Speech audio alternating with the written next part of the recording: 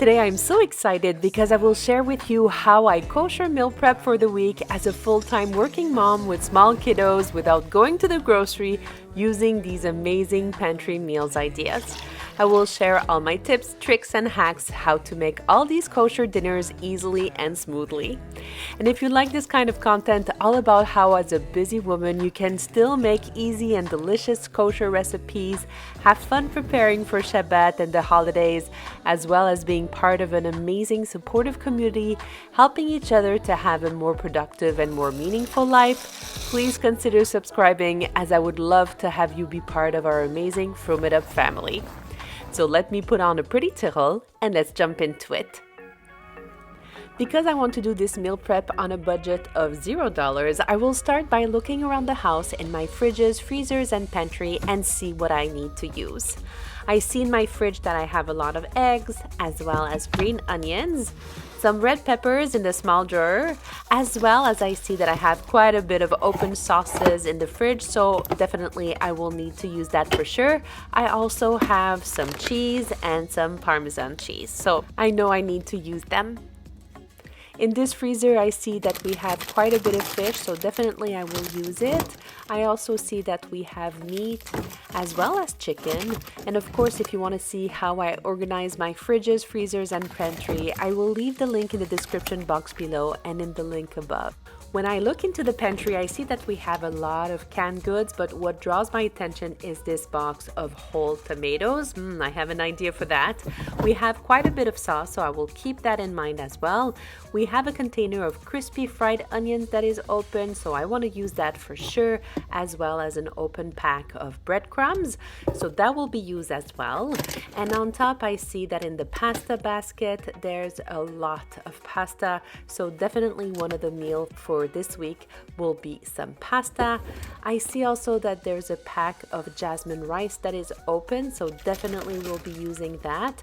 And for the onions, I see that we still have quite a bit of onions, so I will try to incorporate them in the recipes of this week's meal prep. Now that I know what I have, let's start cooking, and of course all the recipes will be in the description box below. On a bowl, I place a sieve and I take my pieces of fish and I will put them one by one on the side of the sieve, trying to minimize the overlapping between each pieces, and I will leave them there for about 20 minutes until the water drains completely.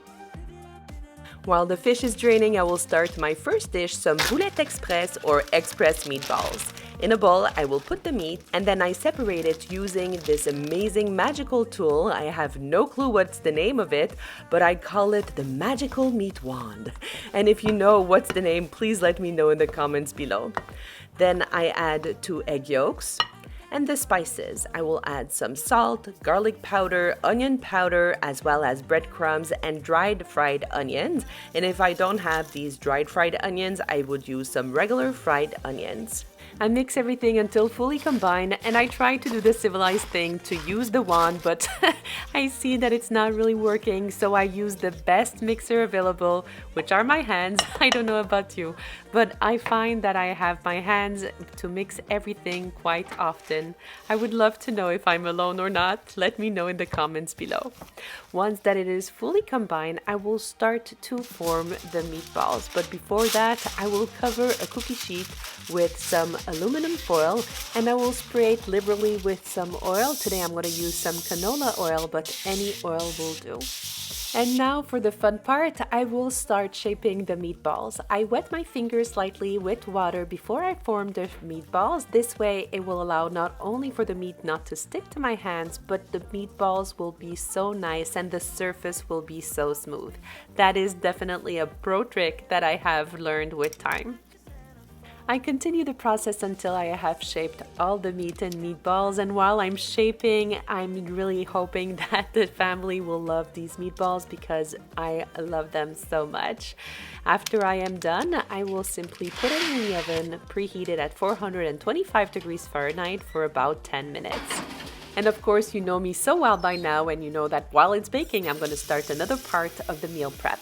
I will now verify some fresh herb, and I'm going to put some veggie wash in a bowl of cold water. I will take my fresh herbs, and here I'm using parsley, but I would do the same thing for any fresh herbs. And if you want to see my full process on how I verify fresh herbs, please let me know in the comments below, and it's going to be my pleasure to do a separate video.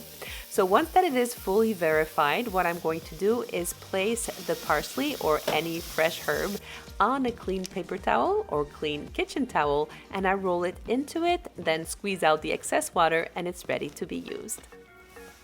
I have a minute or so before the meatballs are ready, and I will take the sauce that I had in the fridge and put it in a saucepan and reheat it slightly. Just in the nick of time, I have the meatballs that are ready, and I will put them one by one in the sauce. This will ensure that the meatballs will stay nice and moist as well as extra yummy. I add a bit of parsley to look prettier, and voila, here are the express meatballs. What do you think? Would it be a yay or a nay in your family? I cannot wait to read your comments below. And now let's move on to our third dish. So I start my Shakshuka. I slowly heat oil in a pan on low-medium heat. While the oil is slowly heating up, I will dice my onion. I cut the onion in half, leaving the root part on top, and I will cut it once in length and then again once across, and it gives me a pretty decent regular diced onion. I make sure that the oil is really spread out nicely in the pan.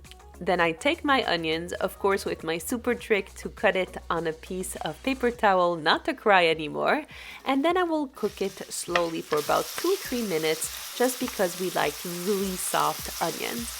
I will then dice a bell pepper. I love using this technique, which is to remove the top first. So with my knife, I will make sure not to cut the center of the bell pepper, and then I will remove the hat of the bell pepper, and the heart of the bell pepper comes out. I cut the bottom and then cut it just in one cross section and remove these white part. I don't know what they're called, but I remove them just for the look. I then cut the bell pepper in very long strips and cut it across once more to give me really nice and regular diced pepper. I then take the diced pepper and I put it with the onions. I will add as well some salt and pepper to the mix, as well as a pressed garlic. And then I add the spices. I will add some regular paprika that I will cook a little bit again with the onions and the bell pepper to just bring it back to life.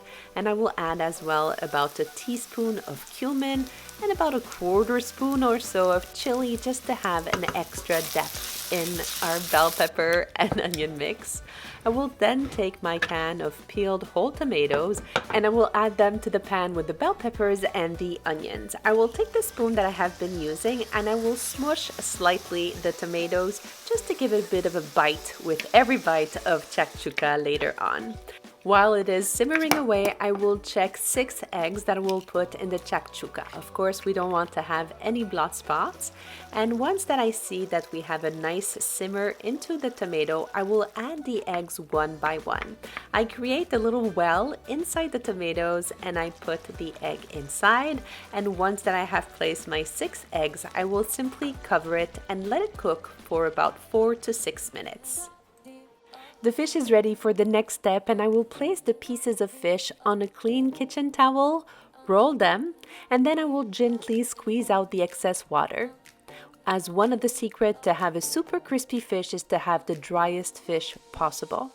Once that I have squeezed out the maximum of water with that technique, I will place them again on the clean kitchen towel, spreading them all over, and then I will take some paper towel, place it over it, and again dry out the excess of water. I know these seems like a lot of steps, but it's totally worth it, and once that I have dried out the fish like that, I will put it aside and start the batter. In a bowl, I will put some flour, some cornstarch, I add some baking soda as well as some salt, and I add as well some paprika to give a golden color to the crispy fish. And here is one of my secrets to have a nice fluid batter. I add the water little by little. I add water, I mix it as much as I can, and then I add a little bit more water. I continue this process of adding water, mixing, adding water, and mixing until I have a fluid batter like this. Another secret ingredient in my crispy fish is that I add some vinegar to the batter. This will react with the baking soda, creating these beautiful bubbles that will make the batter so airy and the fish so crispy. I mix everything together and I will put it aside. In a pan, I will add my oil and leave it on low heat until I'm ready to use it. I coat each piece of fish in flour and then I put it in the batter. I make sure that the fish is fully coated with the batter, and if I would have gluten-free guests, I will definitely use some almond flour. Then I sway the piece of fish back and forth, and then I cover it once again with the flour. I make it go back and forth inside the flour to create beautiful ripples and ridges to create that extra crispiness. Once that the oil reaches about 350 degrees Fahrenheit, I will put my fish inside the oil, and as soon as it's in, I will start basting it. This is another secret for the fish to be extra crispy. Once I see that the edges of the fish are nice and golden, I will flip the fish and continue basting it until I see this golden color appear. Once that I see it, I will simply remove the fish from the oil and place it on a paper towel. Of course, I couldn't wait to share with you how it sounded and how it tasted.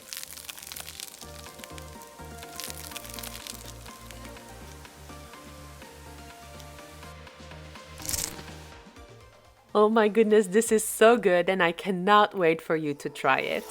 I preheat my oven at 350 degrees Fahrenheit, and then I start my one-pot easy chicken recipe. I clean and rinse 3 bell peppers, and then I will cut them in strips. The best trick I found to cut onions without crying is to place my onion on a wet paper towel, and it works like magic.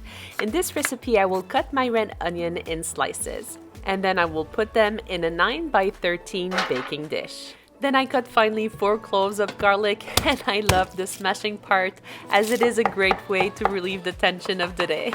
Do you use that moment too to let out all your anger? Let me know in the comments below.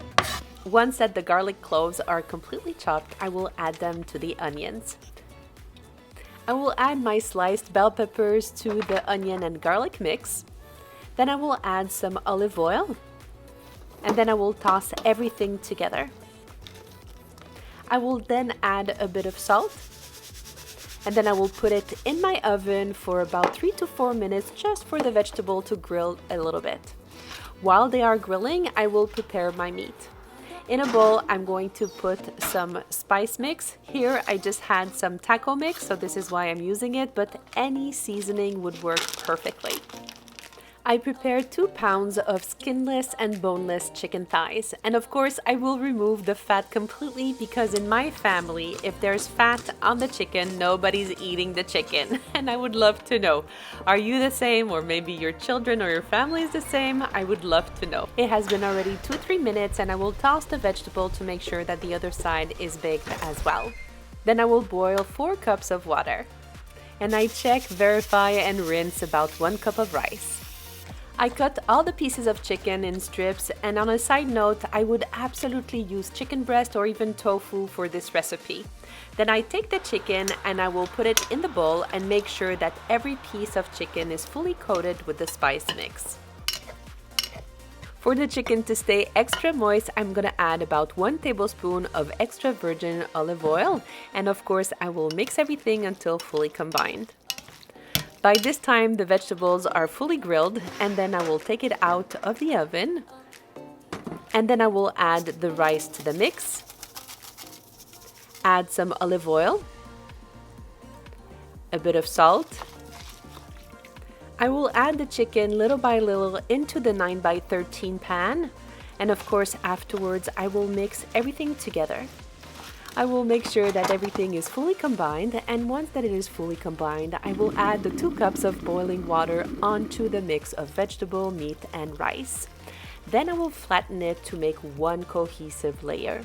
I will cover it with aluminum foil, and then afterwards I will place it in the oven for 45 minutes. And of course, while it's baking, I'm going to prepare the last dish of this amazing meal prep. To stay with the same theme, I'm going to do my one-pot pasta. I melt the butter, and then I will add the flour to form a roux. Here I'm using vegan butter because this is what I had, and it will create a more granular roux, but it will become much creamier once I add the wet ingredients. Of course, I mix everything continuously, and then I add my water. Then I mix again, and as you can see, it becomes nice and creamy very quickly. I add the remaining water until it thickens again. After it is fully combined, I will add the milk. Here I'm using cow's milk, but dairy-free milk or plant-based milk would work as well. And of course, I'm going to mix constantly until it reaches a light simmer. I then add the pasta, some garlic, salt, and I will give it a good mix. And I will cover the pot partially. I will let it cook for 6 minutes because it is the cooking time on the package to get al dente pasta. During the cooking time, of course, I will clean up. After 6 minutes, I will give it a good mix, and I add mozzarella cheese and incorporate it fully. Look at these cheese strings. And to add more flavor and depth to this recipe, I will add some Parmesan, but you can absolutely add any kind of cheese you would like. I mix everything together, and I am left with the easiest and most decadent one-pot pasta delight. It will be eaten tonight for sure, as it never stays long in the fridge. Do you think this would be a hit in your house? Let me know in the comments below. Finally, the chicken is ready, and I will fluff up the rice. This one-pot chicken smells so good and tastes even better. I store everything in a Dutch oven to be able to go from the oven to the table, and I will decorate it with a few parsley leaves and green onions. Then I place it in the fridge until we are ready to eat it. Thank you for being here. It means the world to me. Know that in my book, you are absolutely phenomenal. Since you are here until the end, write in the comments more kosher meal prep, so I know I was not alone. If nobody told you today, know that you are loved and you are enough just the way you are. Until next time, stay safe, stay blessed, and don't forget to frum it up.